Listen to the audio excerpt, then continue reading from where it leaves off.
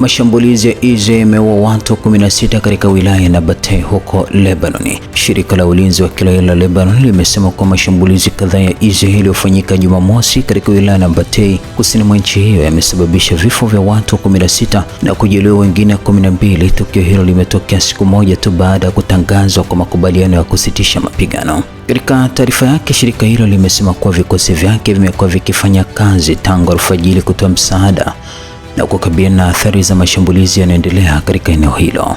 Jeshi la Israel limesema linashambulia malengo ya Hezbollah kusini mwa Lebanon.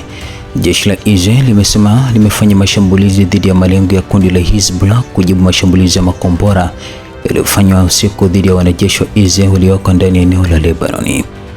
Afisa wa jeshi la Israel amesema usiku uliopita shirika la kigaidi la Hezbollah ilirusha zaidi ya makombora 50 dhidi ya vikosi vya Israel kusini mwa Lebanon. Kufuatia mashambulizi hayo, jeshi la ulinzi la Israel IDF limekuwa likishambulia malengo ya Hezbollah kusini mwa Lebanon.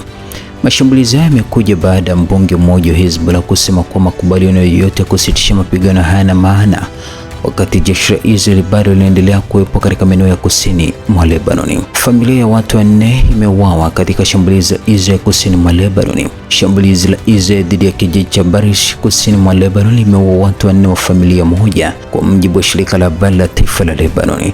Shambulio hilo limetokea siku moja tu baada ya Israel kukubali makubaliano ya kusitisha mapigano huko Lebanon. Mbunge wa Hezbollah amesema usitishaji wa mapigano hauna maana wakati Israel bado inakalia Lebanon. Mbunge mwandamizi wa Hezbollah Hassan Fadlah amesema kuwa kuna uwezekano wa kusitisha mapigano ya Israel wakati jeshi la Israel bado liko katika ardhi ya Lebanon. Ameonya kuwa uchokozi wowote zaidi utakabiliwa na majibu. Fadlah amesema usitishaji wa mapigano wakati adui anaendelea kufanya mashambulizi na mauaji ya kulenga watu fulani hauna maana. Ameongeza kuwa haki ya kujilinda ni haki ya msingi kwa Hezbollah na haiwezi kuwa sehemu ya mazungumzo au biashara ya kisiasa. Pia amesema kuwa msaada wa kijeshi na kidiplomasia kutoka Iran umekuwa muhimu katika kudumisha uwiano wa nguvu dhidi ya Israel na huenda ukasaidia kuwalazimisha wanajeshi wa Israel kuondoka katika ardhi ya Lebanon.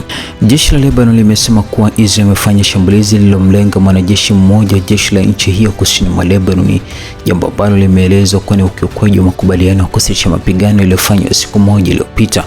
Katika taarifa yake, jeshi la Lebanon limesema kuendelea kwa mashambulizi makali ya Israel unalenga kuvuruga juhudi zozote za kupata suluhisho litakalowezesha kurejesha utulivu nchini Lebanon. Taarifa hiyo imeeleza kwa mashambulizi hayo yanaweza kuhatarisha juhudi za kuleta amani na utulivu wa kudumu katika ukanda huo.